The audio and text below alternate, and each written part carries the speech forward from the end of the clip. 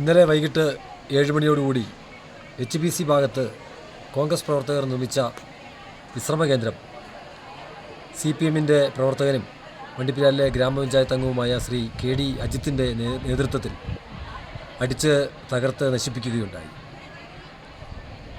അതിനോടൊപ്പം ആ പ്രദേശത്തുള്ള 200 വീടുകളിലേക്കുള്ള വൈദ്യുതി വിച്ഛേദിക്കുന്നതിന് വേണ്ടിയിട്ട് ട്രാൻസ്ഫോമറിൻ്റെ ഫ്യൂസ് ഊരി കളയുകയും ചെയ്തു. 200 കുടുംബങ്ങൾക്ക് വൈദ്യുതി ഒരു രാത്രിയും പകലും നിഷേധിച്ചപ്പോൾ ഇദ്ദേഹത്തിന് എന്താണ് സായുജ്യം കിട്ടിയത് എന്ന് നമുക്ക് മനസ്സിലാകുന്നില്ല. കോൺഗ്രസ് പ്രവർത്തകർ നിർമ്മിച്ച വിശ്രമകേന്ദ്രം അടിച്ചു തകർത്ത് ആ പ്രദേശത്ത് സാമൂഹ്യ വിരുദ്ധനെ പോലെ ഒരു ജനപ്രതിനിധി പെരുമാറുന്നത് ഒട്ടും ഭൂഷണമായ കാര്യമല്ല. ഇത്തരത്തിൽ ആളുകളെ നിലയ്ക്ക് നിർത്താൻ പീരുമേട്ടിലെ CPM തയ്യാറാകണം എന്നാണ് ഞങ്ങൾക്ക് ഇതിനെ സംബന്ധിച്ച് പറയാനുള്ളത്.